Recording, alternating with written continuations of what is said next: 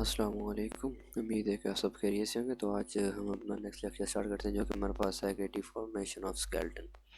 इनके हमारा जो स्केलेटन है, जो कि हमारा बोन्स, बेसिकली बोन्स, जॉइंट्स और मसल्स वगैरह मिलके बना रहे होते हैं, तो वो किस तरह डिफॉर्म हो जाता है। Human skeleton support an upright body, मतलब हमारी बॉडी को जो सपोर्ट प्रोवाइड करता है वो हमारा स्केलेटन ही प्रोवाइड करता है। तो sometimes our skeletal system become weak result in deformation. और जब हमारा सिस्टम वीक हो जाता है तो रिजल्ट में क्या डिफॉर्मेशन होती है, तो इसकी जो कॉजेज़ है वो डिफरेंट हो सकती हैं। तो आज हम इनकी कॉजेज़ और उसकी रीज़न्स और मतलब ये सब कुछ कैसे हो रहा होता है, तो इन्हीं को देखते हैं। तो फर्स्ट वन है जेनेटिक कॉजेज़, यानी कि हमारी जेनेटिक्स में कुछ डिफरेंट। ये जेनेटिक्स होता है कि मतलब बेसिक उसका जो मतलब फोर फादर से फादर्स में, फिर फादर से उनके चाइल्ड्स में, और देन ऐसे चलती है। तो जेनेटिक्स में क्या आ सकती है, पहला है क्लेफ्ट प्लेट। क्लेफ्ट प्लेट क्या है, क्या condition in which palatine process of maxilla and palatine fail to fuse with. Palatine और मैक्सिला, ये जो हमारी दो बोन्स हैं, तो ये एक दूसरे से मिल नहीं पाती, और हमारे पास एक क्लेफ्ट पैलेट, यानी कि यहाँ पे उन्होंने पिक्चर नहीं बनाई हुई, लेकिन ये होता है कि हमारा ये जो मुंह होता है, इसके अंदर एक मतलब ना एक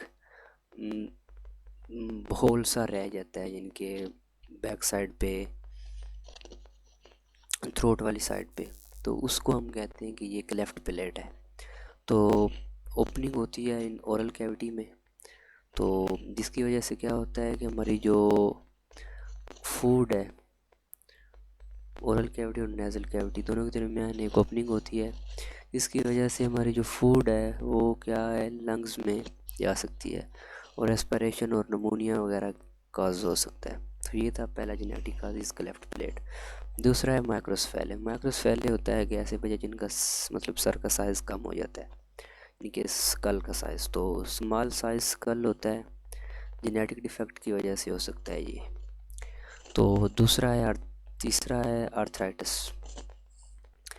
आर्थराइटिस में क्या है कि more than 100 type of inflammatory and degenerative disease that damage the joints. मतलब आर्थराइटिस में मोर देन 100 डिजीज़ आ जाती हैं जो कि जॉइंट्स को डैमेज कर सकती हैं। ये एक बहुत बड़ी टर्म है। तो सबसे जो मेन आर्थराइटिस है दैट इज़ ऑस्टियोआर्थराइटिस, जो कॉमन क्रोनिक आर्थराइटिस है। आर्थराइटिस भी दो तरह का हो सकता है, यानी कि एक्यूट आर्थराइटिस और क्रोनिक आर्थराइटिस। एक्यूट आर्थराइटिस कुछ अरसे के लिए होता है, और क्रोनिक मतलब long term, which is joint disease also caused by genetic defect. ये भी एक जॉइंट की डिजीज़ है जो जेनेटिक डिफेक्ट की वजह से काज होती है। आगे है हार्मोनल काजेज़, मतलब हार्मोन में कोई चेंजेस आया और उसकी वजह से हमारा स्केलेटन डिफॉर्म हो गया।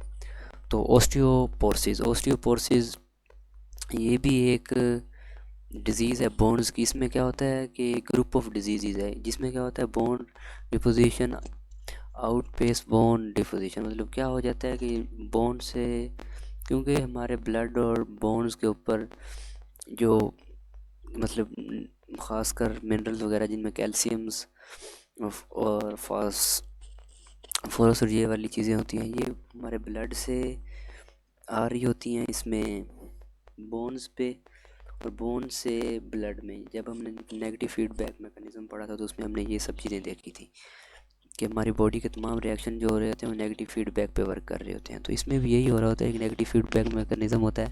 जब हमारे ब्लड में कैल्शियम ज़्यादा होता है तो वो बोन्स पे डिपॉजिट हो जाता है, और वहाँ जब ब्लड में कम हो जाता है तो फिर बोन से दोबारा।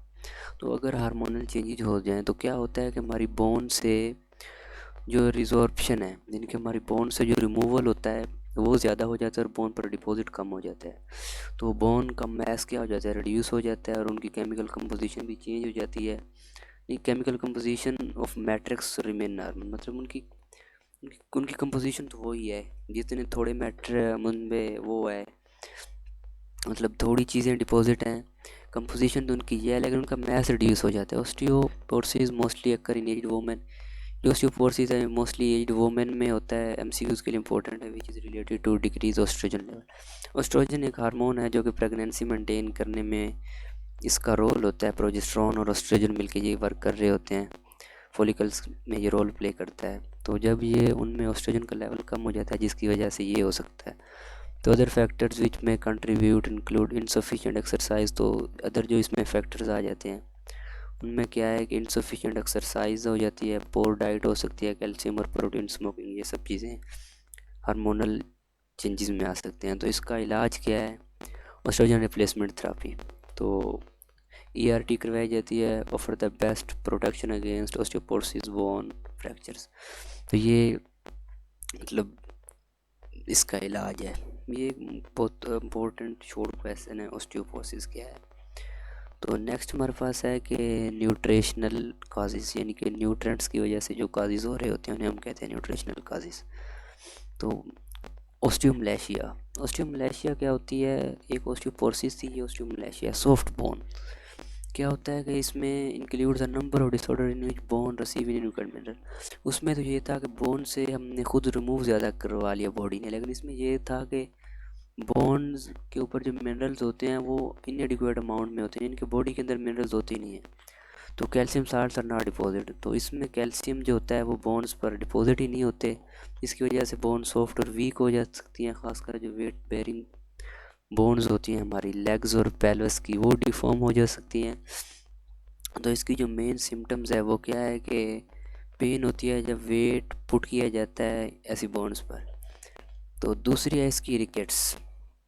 रिकेट्स क्या है? नज़र डिजीज़ है जिसमें चिल्ड्रन होते हैं with bowed legs and deform pelvis. तो जो बच्चे होते हैं उसमें ये होता है कि उनकी जो लेग होती हैं वो मतलब प्रॉपर नहीं होती हैं, लेकिन प्रॉपरली उनमें जो बोन्स हैं वो उस लेवल की नहीं होती जिनको होना चाहिए। It is cause by deficiency of calcium और विटामिन डी डेफिशिएंसी।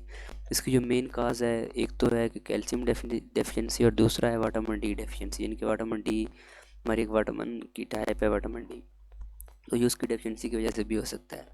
तो ये किसकी वजह से ट्रीट किया जाता है? Treated by vitamin D fortified milk. तो बच्चों को जो शुरू में दूध पिलाया जाता है यानी कि विटामिन डी फोर्टिफाइड मिल्क हो जाता है, वो पिलाया जाता है। And exposing skin to sunlight to cure disorder. तो यस, क्योंकि हमारी जो जिल्द है, स्किन है, ये भी विटामिन डी प्रिपेयर कर सकती है। तो इसकी स्टिमुलस क्या है? इसको सनलाइट चाहिए होती है, उसकी वजह से ये डिजीज़ हमारे पास रिकवर हो रही होती है। तो ये विटामिन डी फोर्टिफाइड मिल्क हो सकता है एंड और स्किन एक्सपोज किया जाए सनलाइट में तो इस डिज़ीज़ को भी मतलब किया जा सकता है, जिनके विटामिन डी प्रोड्यूस किया जा सकता है। तो यहाँ तक हमारा ये डिफॉर्मेशन ऑफ स्केल्टन हमारा कवर होता है। इंशाल्लाह नेक्स्ट लेक्चर में हम डिस्क स्लिप देखेंगे। तो जहाँ तक अगर आपको कोई क्वेश्चन हो तो कमेंट सेक्शन में पूछ सकते हैं। अपना बहुत सा ख्याल रखिए। अल्लाह हाफिज़।